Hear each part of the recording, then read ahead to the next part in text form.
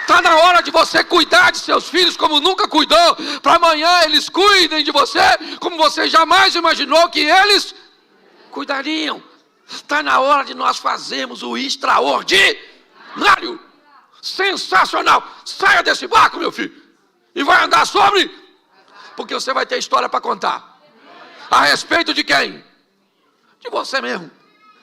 Isso. Porque a irmã, sabe aquele que passa por cima da nota de 100 euros e o de trás diz, achei.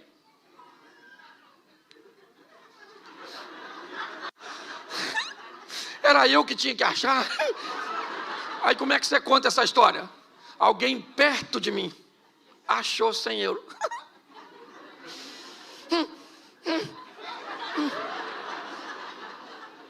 Hoje eu vejo muita gente, certo? Que na hora de contar suas histórias diz que elas aconteceram onde? Pertinho dele. É o marido da outra que mudou. É o filho da outra que... É o ministério do outro.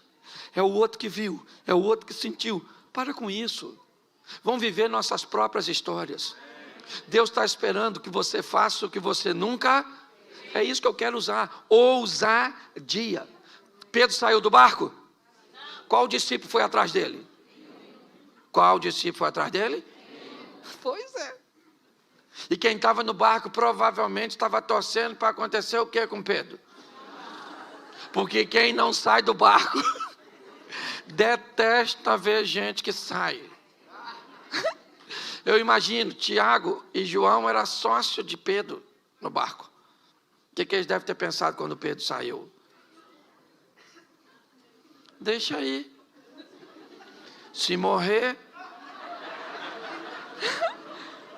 a sociedade melhora na porcentagem.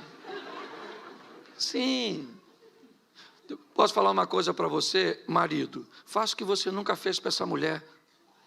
Você gostaria de ter uma esposa como princesa? A pergunta é muito simples. Você é capaz de se transformar num príncipe?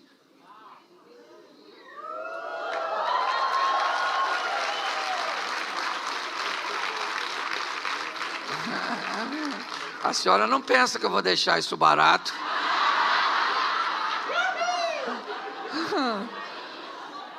A senhora não pensa. A senhora gostaria que seu marido fosse um príncipe? Pois é, para viver com quem? Com a senhora?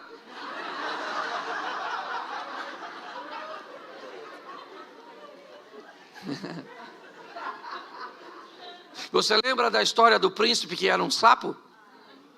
Lembra? Quem beijou? A princesa. Quem se torna príncipe e princesa tem poder para transformar sapos. O que acontece é que nós não estamos mudando porque estamos esperando o outro mudar. Exatamente. E tem que começar por alguém. E esse alguém quem é? Sou eu. É isso aí, eu. Ninguém falou, só eu e a dona aqui. Porque quando nós falamos alguém tem que mudar menos eu, porque eu já nasci pronto. E ninguém muda. Um dia, eu estou vendo minha esposa me tratar com um nível, sabe? Mas pensa assim, aquela coisa extraordinária, exponencial. E aí eu estou lá, falei, essa mulher está tão boa. A Jesus, louvado seja Deus. E fui conversar com ela. Falei com ela, filha, deixa eu falar uma coisa para você, você sempre foi uma mulher legal. Mas olha, esses últimos tempos você está assim, além, fora do comum, extraordinária. O que foi? Ela começou a chorar. Aí eu falei, o que foi, filho? Aí ele falou, não, Cláudio, é que eu estou achando que você vai morrer. Eu falei, vó, não, querida, não vou morrer não. Aí eu perguntei a ela, por que é que você está achando que eu vou morrer? Ela falou, Cláudio, nos últimos meses, você melhorou demais o tratamento comigo. Ou seja, eu estava recebendo nada mais, nada menos, o reflexo daquilo que eu estava fazendo. Entendeu? Leve seu relacionamento para o próximo nível. Vai lá, dê um abraço no seu filho, não interessa a idade do seu filho. Abrace, diga para ele: meu filhinho, minha filhinha, eu te amo. Ela vai falar o quê? Vai morrer.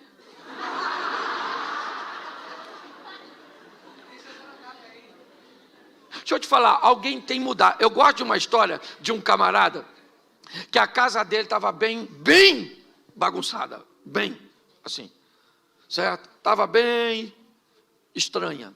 E aí ele foi procurar um homem de Deus que recomendaram ele, um cara que tinha visões, que orava, que Deus falava. Aí ele chegou lá e falou: moço, eu queria falar uma coisa para o senhor. Me indicaram aqui o senhor, não sou nem religioso, mas eu estou com a minha família. Deixa eu explicar uma coisa para o senhor. Como é que estão as coisas lá em casa? A gente não está se entendendo, estamos discutindo demais, estamos brigando. Então, é assim, olha. Eu tenho um filho de 14 anos que já foi expulso de 3 escolas. Pensa num menino de comportamento estranho.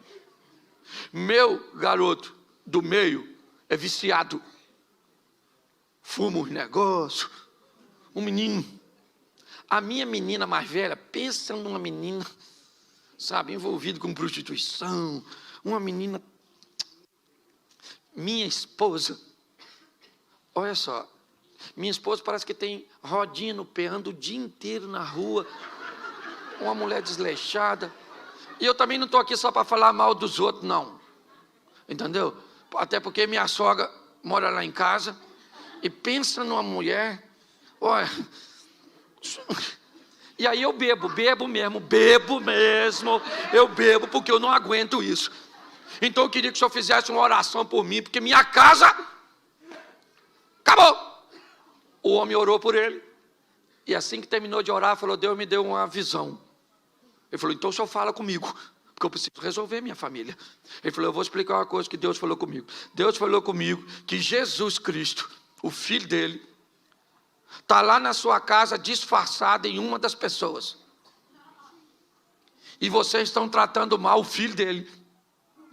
E por causa disso a sua casa está assim. O homem falou: o que o senhor está falando?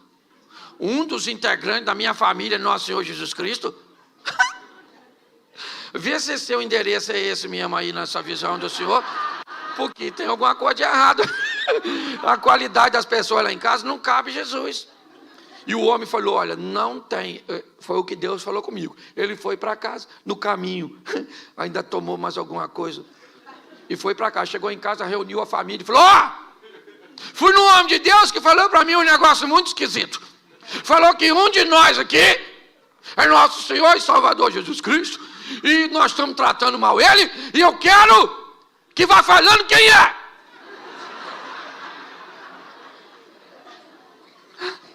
Aí não achava ninguém. O garoto dele mais novo falou: gente, pensa bem, se não foi papai que foi com essa notícia, quem sabe não é ele?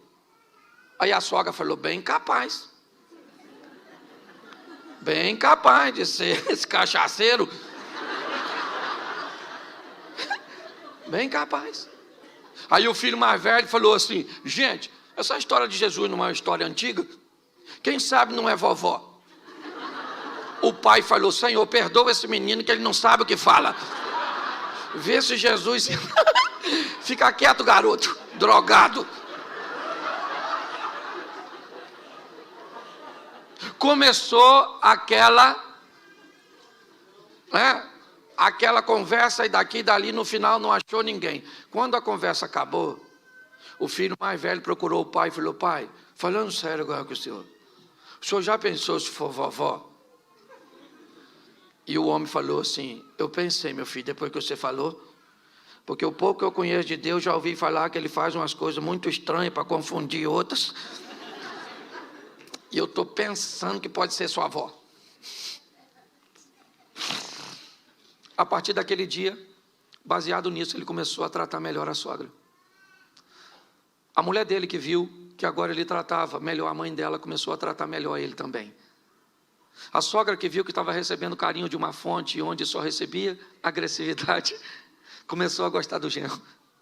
Os filhos, que viram que os pais estavam se acertando e que as coisas estavam se acomodando, começaram a se reposicionar em seus comportamentos. No passar de pouco tempo, aquela família estava totalmente restaurada, porque alguém resolveu mudar a sua postura e aprender a lidar com alguém que entendeu que nessa pessoa Jesus Cristo morava. Quando você olhar para seu marido, não veja seu marido, veja Jesus morando nele. Passe a tratar este homem melhor, porque talvez ele consiga despontar, fazer com que esse poder, esse comportamento venha fluir de dentro dele para consertar a sua família. Mas para a nossa vida mudar, precisa de atitude de um Pedro, de alguém que resolva ser o primeiro a sair do barco, a enfrentar um ambiente instável, a enfrentar a escuridão, a enfrentar a incredulidade dos outros, mas entende para onde está indo. Pedro disse, se é o Senhor, eu queria lembrar você, Lucas capítulo 5, o primeiro encontro de Jesus com Pedro. O primeiro encontro de Jesus com Pedro, depois cansado também de uma noite frustrante, onde não pegou nada, Pedro ouve de Jesus o seguinte, vamos pescar agora, depois de uma ministração que Jesus havia feito. Pedro disse, Senhor, sob a tua palavra eu vou lançar minhas redes. É o Senhor que fala, porque eu sei que não tem nada. Eu sou pescador, eu entendo. Acabei de vir de uma noite que não peguei nada. Só cheguei aqui com minhas redes sujas. Acabei de lavar e o Senhor manda lançar de novo. Então diga onde eu devo jogá-la. É esse mesmo Pedro que, sabendo disso na primeira experiência, disse lá no final, se o Senhor falar, se o Senhor mandar, eu vou andar sobre as águas. Pois é, Cristo me mandou nessa manhã aqui dizer para você que você está autorizado a andar sobre as águas para viver os milagres que Ele tem para a sua casa, para a sua família. Amém? Mas Ele precisa, sendo o mesmo, que você não seja mais o mesmo. Entende? Ele continua o mesmo e nós temos que mudar para levar nossa vida para um outro estágio, para uma outra dimensão. Posso ouvir um amém? Eu quero usar um outro texto. Abra sua Bíblia aí, 1 Samuel, lá no Velho Testamento. 1 Samuel, capítulo 16. Eu acho que é isso.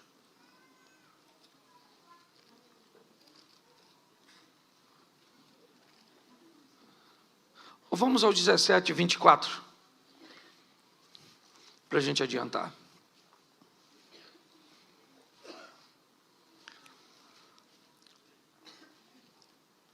Repita comigo 24. Todos os israelitas, vendo aquele homem, fugiam de diante dele com muito medo. E diziam uns aos outros, vocês viram aquele homem? Ele veio para afrontar Israel. Presta atenção, enquanto Pedro nos inspira a ter ousadia, Davi vai nos inspirar a ter coragem. Preste atenção, o texto diz que há um ambiente de guerra no vale de Elá, ou de Socó, não sei como é que está a sua tradução. E nesse ambiente de guerra, há um soldado muito poderoso, vindo das tropas inimigas dos filisteus. Certo? E a proposta dele não é que haja guerra entre as duas nações, mas que haja um duelo, onde um soldado de Israel vai aceitar o convite para duelar contra esse soldado filisteu, Golias, um gigante, e não gigante simplesmente pelo tamanho, mas pela estrutura de indumentária de batalha que ele carregava sobre si. Só olhar para um homem, certo, de uma nação inimiga, vindo com aquela couraça, com aquele escudo, com aquele capacete, aquele homem na verdade era a representação de um tanque de guerra. Por isso que todos olhavam para eles e sentiam medo. Uns conversavam com os outros, viu o gigante? Rapaz, o cara é grande, matador desde garotinho, ninguém pode lutar com ele. Eles estavam certo ou errado? Claro que estava certo, olhou para o cara é grande, quase matou a mãe dele quando nasceu. O cara extraordinário era o Golias. Olha só, e agora quem é que chega no vale de Socó, puxando um jumentinho? Davi estacionou o jumento. Eu acho isso maravilhoso. O texto diz que uns diziam para os outros, viram aquele homem que subiu para afrontar, uns diziam para, Só que Davi não estava lá. Então Davi não ouviu ninguém falar com ele, porque ele acabou de chegar. Entendeu? Uns falavam para o outro. Uns viram, está difícil. O cara é grande. Nossa, grandão. Olha, a espada, o escudo, a lança. Nossa, que medo. Davi está escutando isso? Davi está matando o leão, matando o urso. O menino está arrebentando. Olha só. Então ele chega limpinho, porque é isso, eu queria limpar a sua mente hoje. Eu queria limpar a sua mente dessas palavras negativas. O ambiente é muito difícil. A situação é muito desafiadora. Meu Deus, vida, céu. Não, querido. É olhar para o gigante e dizer: Senhor, é grande mesmo. Dependendo da religião, benza a Deus. Isso é legal. Olhar para a situação, né? Que ela tem tudo para te amedrontar, para te acovar. Davi acabou de chegar. Quando ele chegou, o que aconteceu? O Golias saiu e falou: tem algum homem aí? Ninguém falou nada. Davi acabou de chegar, não sabe de nada. Falou: O irmão dele mais velho falou: cala essa sua boca. Cala essa sua boca. Isso aqui não é ambiente seu. Cadê aquelas ovelhinhas que você deixou com quem? Seu pretencioso. Vim aqui, eu sou seu irmão mais velho. Você briga com um cara, eu tenho que te defender. Davi falou: calma, que é isso? O que vão dar para quem matar o gigante? Davi, é corajoso, mas não é bobo.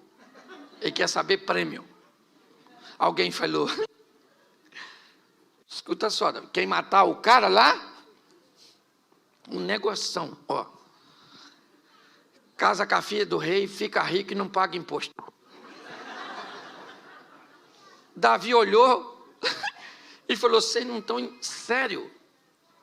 Casa com a filha do rei, fica rico e não paga. Ninguém mata esse gigante, porque esse gigante, na verdade, é a oportunidade de eu mudar de vida. Então, se eu matar, eu fico rico. Caramba. Viro príncipe porque caso com a filha do rei e sai dessa carga tributária. Esse cara não é problema, esse cara é a solução. Você consegue já ir pegando? O problema que você está enfrentando não é problema, ele é a possibilidade que Deus criou para você vencer e se promover. Para ir para a próxima vida. É o próximo estilo de vida. Davi falou: eu mato ele. Alguém falou: sua juventude, esse não mede consequência não. Isso é droga, pode ver onde é que está aí. Dá uma geral nos bolsos dele, que isso está louco. Um garoto querendo falar que vai enfrentar esse menino. Olha só, eu queria que você entendesse, você está em meio a uma adversidade? Tá, é isso o seu problema? Você pode tomar posse da palavra de Deus ou arrumar uma chupetinha. Um pirulitozinho, chorar. Não vai adiantar nada, o problema fica lá do mesmo jeito. Lembra quando o capitão do navio de Jonas, onde Jonas estava, ele descobriu que Jonas estava lá? Ele descobriu que a tempestade estava vindo por causa de... O Jonas pulou do barco? O que o capitão fez? Jogou ele. Você está esperando o seu problema ir embora sozinho? Vai não, menino. Pensa em problema, um troço teimoso. Ele não quer sair da sua vida, não. Isso aí é coisa de Zeca Pagodinho. Deixa a vida me levar. Não. Nós temos que tomar desse que levem as coisas ruins. Eu olho para Davi, alguém falou: leve esse menino para Saul, para ver se Saul autoriza esse massacre. Davi chegou lá, Saul falou: o que foi? Davi falou: é que eu vi um gigante lá grandão, e falou que quer um homem para matar ele, duelo. Então, meu filho, sim. Saul deve ter falado: garoto, Eu já estou com tanto problema, meu filho. E é você que toca para me dormir. Ai, meu Deus. Mas vai lá, pelo menos. Nós vamos ter um menino para desafiar um gigante. Lá foi Davi enfrentar o gigante. Uma tiradeira, 5 pedras. Eu acho extraordinário. Por que ele leva 5? Porque isso dá a ele o direito de errar, gente. Você tem que ter uma reserva na sua sacola de fé. Ah, vai dar tudo certo. E se não der? Você tem que ter o plano B. Plano B não é falta de fé. É só plano B. Se o A não deu, vamos no B. Outra pedra e outra pedra. Tem gente que vai dar tudo certo. E se não der? Se não der, morremos. Já era, já foi. Você já viu todo herói?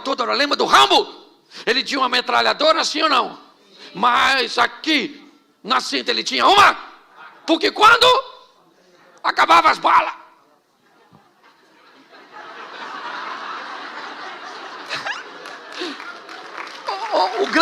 a grande questão da história é que nós achamos que às vezes as coisas vão acontecer logo de início. Vá preparado. Davi foi. Eu acho isso sensacional. Com medo do gigante, sim ou não? Sim ou não? Sim. Claro. Olhou para o gigante, mas ele pensou na filha do rei. Caramba, aquela menina, poxa, só tem que viver eu, só isso. Só isso, é só isso. Outra coisa, ovelhinha nunca mais. Agora você é o dono da ovelha, isso aí, imposto, que é isso, imposto? Agora nada de imposto, pagar mais nada. Vamos lá. Quando ele chega, está todo mundo olhando. O gigante e o menino. Perguntinha simples. Os irmãos de Davi achavam que ele ia ganhar? Não. O exército de Israel achava que ele ia ganhar? Não. Saul achava que ele ia ganhar? Não. Golias achava que Davi ia ganhar? E os filisteus? Ninguém. Só Deus olhando lá de cima. Eu não sei nem se Deus estava concordando muito com isso. Porque segundo alguns historiadores, Davi sabia que foi ungido por Samuel para ser e não para matar gigante. Então eu imagino Deus olhando. Vai encarar o gigante. Nem autorizei. Porque Davi não perguntou a Deus em oração se era para matar o gigante. Ele falou que ia quando ele viu os prêmios. Só que o extraordinário é o que Davi diz. Quando ele vai enfrentar o gigante, ele diz assim, ó: você vem a mim com espada, escudo, lança e outras indumentárias mais, mas eu vou contra você, em nome. Pensa Deus escutando isso, ainda que já soubesse. Vamos imaginar aqui uma figura ilustrativa, o anjo falando com Deus: Senhor, o senhor viu em nome de quem ele vai?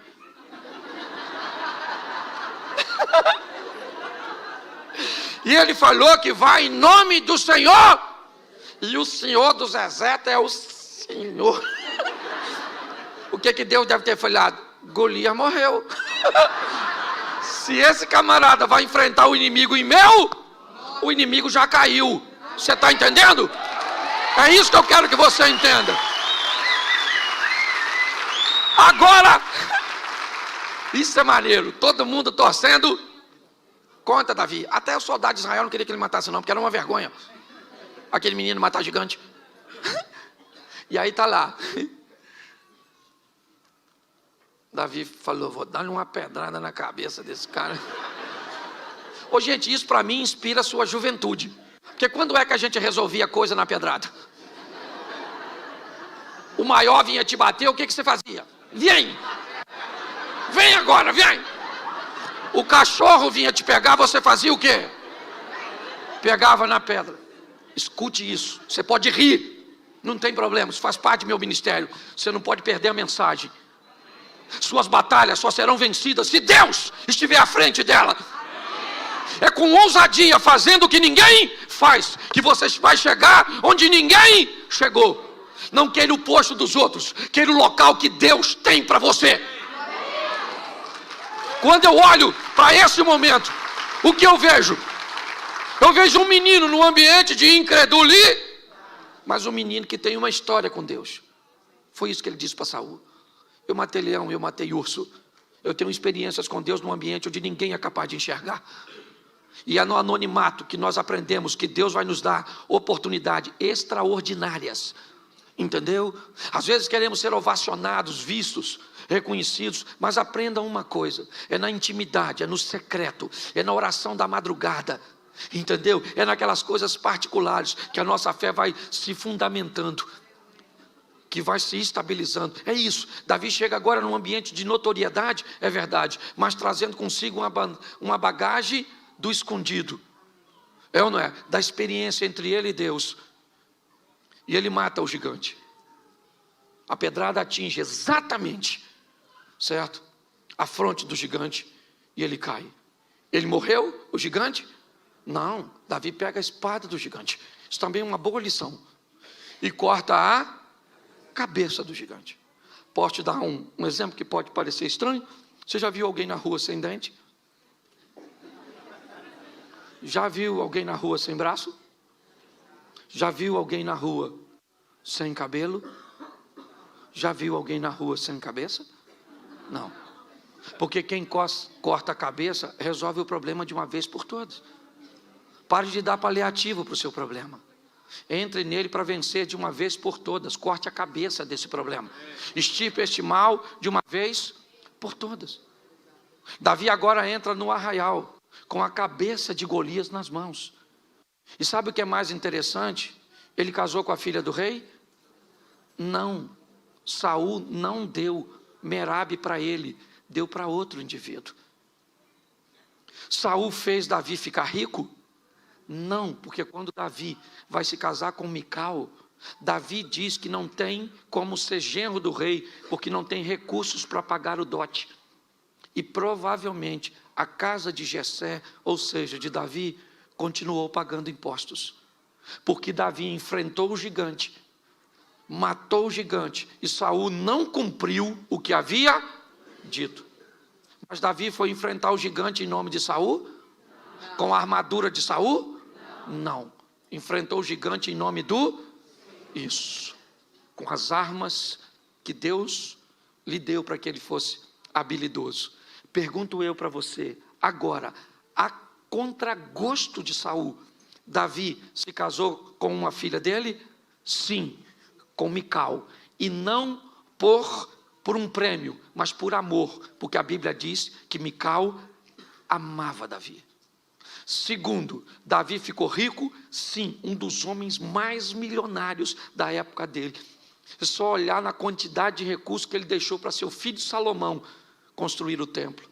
Terceiro, Davi parou de pagar imposto? Sim, porque agora ele é o monarca, ele é o chefe. Preste atenção, Davi entra numa batalha em nome do Senhor e vence. Um homem tenta sabotar e impedir que ele tenha todos os prêmios e todos os recursos, mas os céus se movem a favor de Davi, e aquilo que o homem tentou fazer contra ele, não conseguiu, porque era Deus que estava no controle.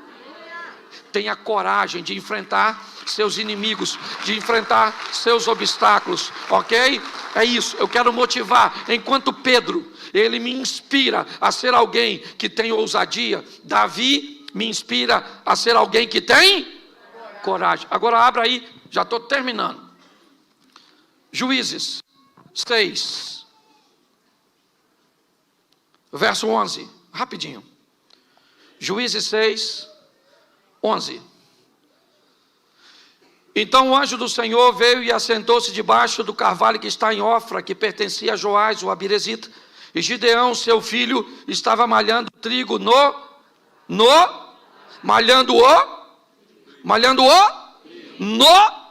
Olhe para mim agora, porque eu preciso terminar com você aqui. Primeiro, você sabe o que é um lagar? Sim, um tanque para beneficiamento de uvas, onde as uvas eram pisadas. Certo? Você sabe que para se malhar um trigo precisava de ter uma eira, um campo aberto, mais ou menos como um local de secar café, onde jogava o trigo, passava algo em cima e depois se recolhia. O texto diz que Gideão está malhando o trigo. Num lagar não era um ambiente adequado para se malhar o trigo. Porém, ele não pode fazer isso em campo aberto, porque há um problema com os midianitas. Pergunto eu para você, para Davi malhar o trigo, ele precisava de uma eira, sim ou não? Para Gideão malhar o trigo, ele precisava de uma eira, sim ou não? Sim ou não? Mas ele tinha? Não. Ele precisava? Mas ele tinha? Não. O que ele tinha era o lagar era apertado, era inapropriado, era desconfortável, mas era o que ele? Sabe o que isso representa? Que Gideão precisava de algo que fosse o seu ideal, mas na verdade o que ele tinha no momento era a sua realidade. Eu preciso encarar a minha realidade para alcançar meu ideal. Se eu não tiver forças, se eu não tiver ousadia para encarar a minha realidade, eu nunca vou para o meu ideal. Qual é a minha realidade financeira hoje? Qual é a minha realidade de saúde hoje? Qual é a minha realidade espiritual hoje? Qual é a minha realidade? O que eu estou enfrentando hoje? Isso é minha realidade. Quando eu olho para este homem, eu olho alguém que é capaz de enfrentar a sua realidade para alcançar o seu ideal. Hoje, pessoas, mediante as suas realidades, elas se embotam, elas se comportam de forma ruim. Já que eu não tenho, querido, vou falar uma coisa para você. O primeiro carro que eu tive na minha vida foi uma Brasíliazinha velha. Ela esquentava bobina. Eu tinha que andar com 1 litro d'água e com um pano molhado, porque aí eu amarrava o pano molhado na bobina e ela andava. Depois troquei por um Voyage. Não sei se eu estou falando dos carros aqui, talvez você não lembre, mas era um carro melhorzinho, um pouquinho. Mas eu comprei ele de noite quando estava chovendo. O cara me enganou. E aí eu troquei por outro carro que se apaixonou por reboque. Uma vez ele parou, eu indo do Rio para São Paulo, e eu mandei rebocar, levar para uma oficina, e quando ele desceu do reboque, que o mecânico ligou, ele pegou. E aí o mecânico olhou para mim e falou: mas o que ele tem, senhor? Eu falei: vontade de andar de reboque. Eu só quero que você entenda que às vezes vai fazer parte, você vai ter momentos e coisas na sua vida que não são seus mas são suas, e você precisa trabalhar a sua realidade para alcançar seu ideal.